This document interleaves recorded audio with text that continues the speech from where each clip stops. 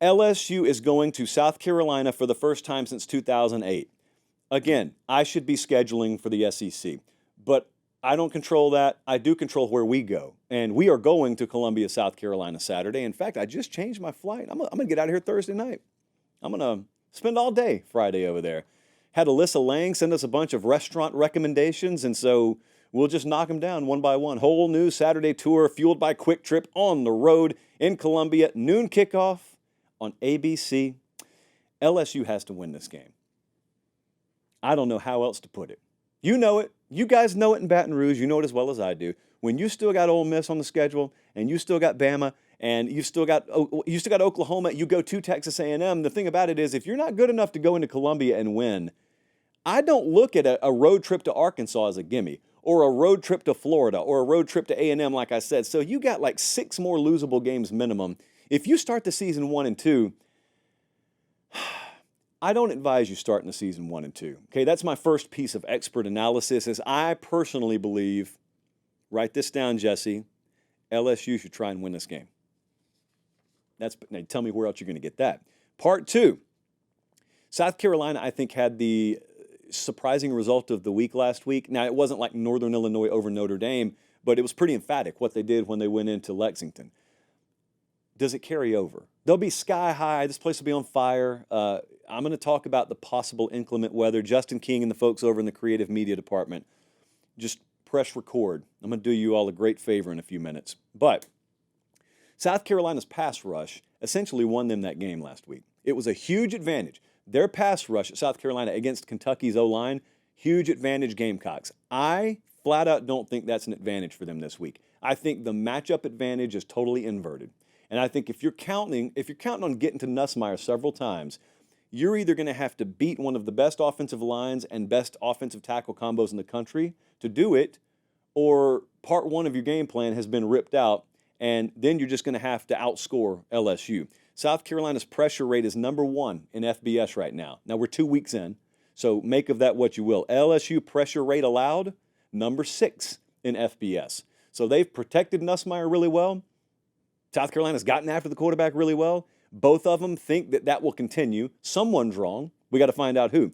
LSU wants to find a way to run the ball. South Carolina has to find a way to run the ball. LSU lost John Emery for the season, which is terrible, but it is what it is. So they can't do anything about that moving forward. They have that, but I also think about it as them losing Emery and Jaden Daniels. Even though Daniels was on last year's team, we were already talking about them having to replace that production, right? So John Emery, this was going to be his shot. Several years, it seems like, of underachievement. This was going to be his shot. He looked good in week 1, and now, boom, done for the year. Okay, you're LSU. You got to have more options than that.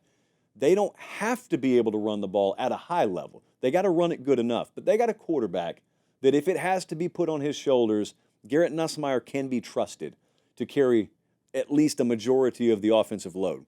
I don't know that Shane Beamer and South Carolina look at Garrett Nussmeier and then look at their guy privately and say, we've got every bit the same amount of confidence in him.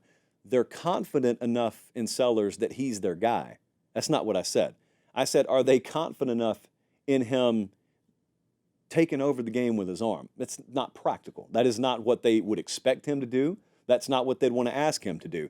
One of 11 teams in the country right now with no rushing touchdown. That's LSU. Okay, so it wouldn't be a shock if they couldn't run the ball effectively. They're 110th in rush yards. They're 89th in yards per carry right now. There's a world where they can't run it very well, and it's a bunch of 3rd and 5 plus, and Nussmeier just bails them out. Also, if you get him in 3rd and 5 plus, you've got the most underrated game day environment in college football breathing down your neck in Williams-Brice Stadium. You've got Dylan Stewart, who is an emerging star as a pass rusher, who could single-handedly flip a game. You got to deal with all that. That's the risk reward. If you can't run the ball on the road in the SEC, that's always the risk reward. If you got a quarterback that can bail you out, great. He's got to do it. He's got to do it. Nuss can be trusted. I don't know if South Carolina gets in that spot if Lenora Sellers can. And South Carolina was bad running the ball last year. Through 2 games, they're 115th in yards per carry this year. So that's a convoluted way of saying there's a world where neither of them runs the ball extremely effectively Saturday. which puts the game in the hands of the quarterbacks, which also puts a ton of variance in the equation. Which, when you think about Lenore Seller's lack of experience, and you think about South Carolina's pass rushing capability against Nussmeier, turnovers become an issue, ball in the air more, a lot more variability. LSU seems to be getting a little healthy at wide receiver. Reading reports from some of our folks over at Go247, maybe close to getting some guys back on top of Kyron Lacey. We'll see about that. I think weather's going to be a factor here. Special teams, it can always be a factor in any football game. Shane Beamer's got to be banking on winning that category this Saturday. Like I said, a Dylan Stewart moment could change this game. And with so much variability in the equation, one edge rush, one tipped ball, one forced early throw across the middle could change the whole thing. But let me talk to you for a second about weather. It could rain Saturday. It could rain hard Saturday. It doesn't matter. I'm specifically talking to the South Carolina fan base and the South Carolina student body.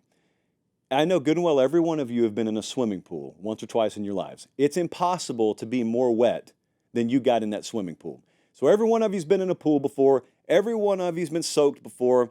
You're going to get wet this Saturday if it rains. Deal with it. What you don't have the opportunity to do in a swimming pool that you have a chance to do this Saturday is beat LSU at home. That's what you got a chance to do. And some of you need to do your research. If you're not already aware, it's not every day the nation focuses its collective attention on Columbia, South Carolina. It's not every day College game days in town.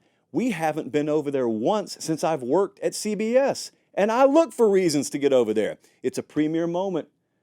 Some previous classes have gone there 4 years at South Carolina and not gotten a moment like this. So I couldn't care less what the skies look like Saturday morning. 12:01 Eastern time, you better bring it. You got a chance to affect this thing Saturday. You better bring it. Colin, show me what the model thinks. FanDuel right now, LSU minus 6.5. The model agrees and then some. We've got LSU minus 8. So I just did everybody over there as big a favor as I could do. Let me do Coach Beamer one more favor, because this is probably the cherry on top that he needs. LSU is going to win Saturday. LSU is going to cover Saturday.